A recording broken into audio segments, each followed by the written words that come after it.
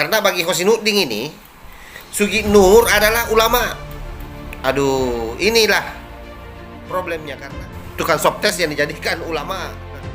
Ini adalah keagalan persidangan dan kami harapkan pengadilan ini menegakkan hukum dan keadilan dengan tidak melegitimasi cara-cara zolim untuk menzalimi ulama kami, untuk menzalimi rakyat kecil yang waras tidak boleh mengalah terhadap mereka para pencoleng-pencoleng agama yang menjadikan agama sebagai alat politik.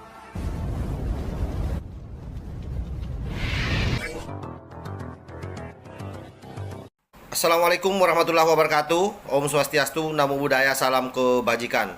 Sahabat-sahabat Toleng Sembilang yang saya hormati dimanapun juga berada, hari ini adalah merupakan sidang perdana daripada Sugi Nur, di mana berkumpul para pengacara kadrun yang didalangi langsung oleh ex HTI Husainuddin.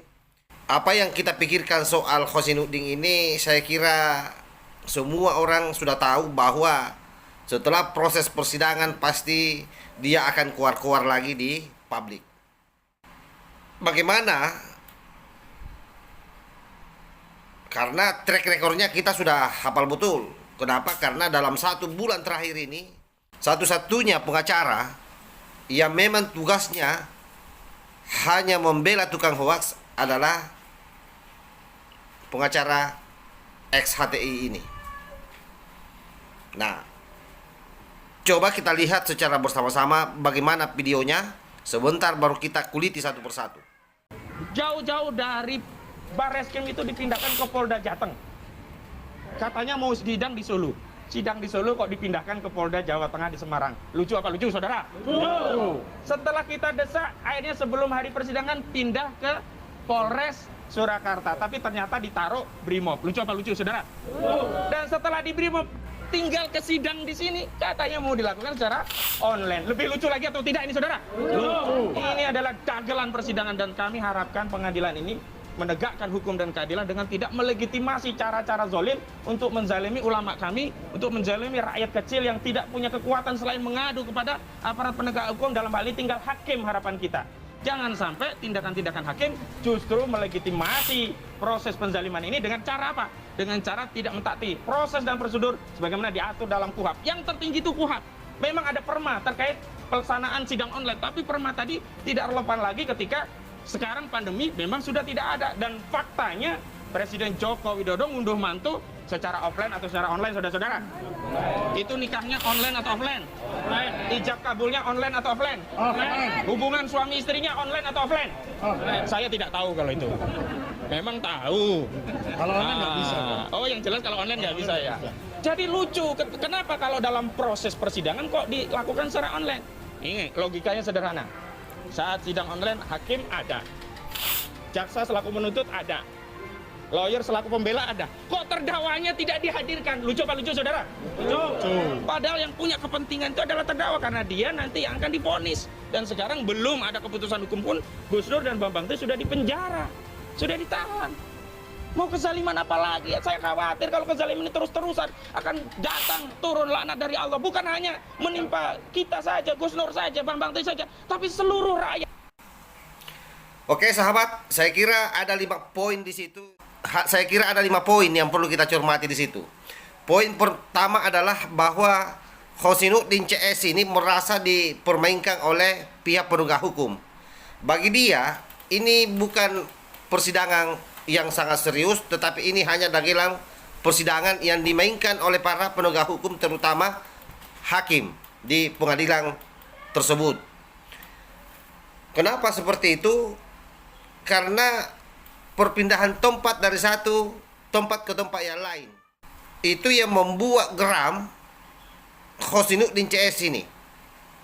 Tetapi jangan ada sahabat-sahabat yang terpancing dengan informasi sesatnya, karena saya kira seluruh aturan-aturan yang diperangkan oleh penegak hukum tidak mungkin itu melanggar aturan yang ada, karena dia adalah penegak hukum.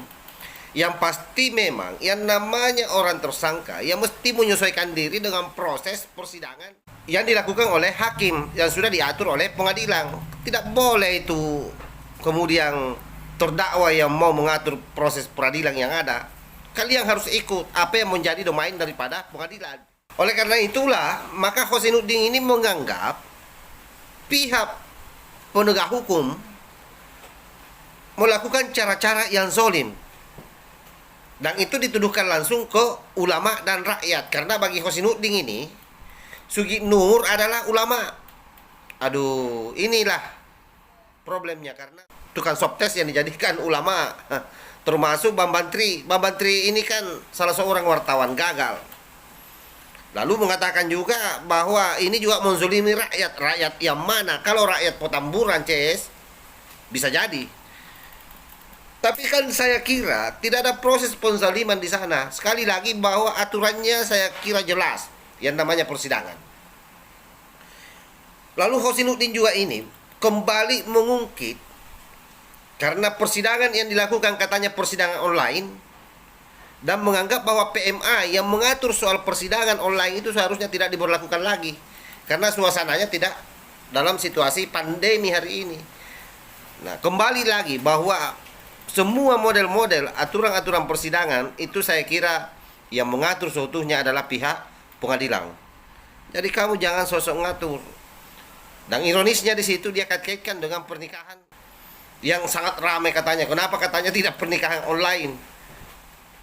Bahkan dia bilang hubungan, jangan-jangan hubungan suami istrinya juga online. Nah, coba nakalnya mulutnya ini Husainuddin ini.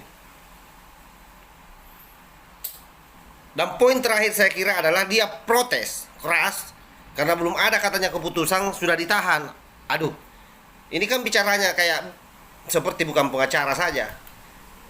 Saya kira yang namanya kejaksaan, yang namanya polisi dalam setiap tahapan punya kebijakan untuk menahan orang. Dan itu memang sangat subjektif pendekatannya. Karena kan dari awal ini memang kalian ini menginginkan Sugi Nur ini supaya ditangguhkan penahanannya. Tetapi sekali lagi bahwa penegak hukum punya otoritas itu. Ditakutkan jangan sampai dia ditangguhkan lalu salah satunya itu adalah menghilangkan barang bukti. Kan bisa saja penyidik berpikiran seperti itu, termasuk mulai dari pihak kepolisian sampai di pihak kejaksaan. Nah, inilah yang saya maksudkan tadi bahwa betapa banyak pengacara hari ini yang sudah tidak bisa membedakan dirinya. Seharusnya sebagai pengacara yang menjadi bagian daripada penegak hukum tidak berperilaku seperti rakyat yang tidak paham soal hukum. Ini Husainuddin ini.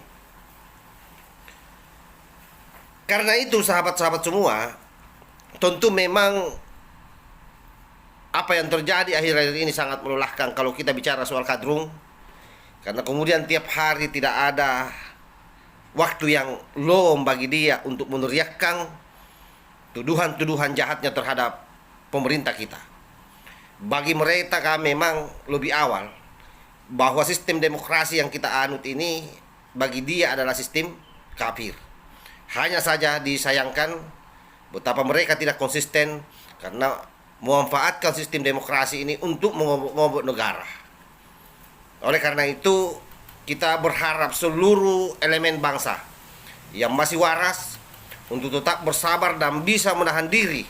Setidaknya kita melakukan hari ini tugas kita masing-masing, memberikan pencerahan-pencerahan yang sangat rasional, memberikan pencerahan-pencerahan rasional kepada masyarakat. Karena sekali lagi, bahwa kesalahan yang diulangi terus-menerus, maka itu akan cenderung menjadi kebenaran ketimbang kebenaran yang hanya sesekali diperdengarkan. Karena itu, kita semua jangan sampai lelah memberikan edukasi kepada rakyat Indonesia. Wallahul muwaffiq ila aqwamit thariq. Wassalamualaikum warahmatullahi wabarakatuh. NKRI harga mati. Salam Nusantara.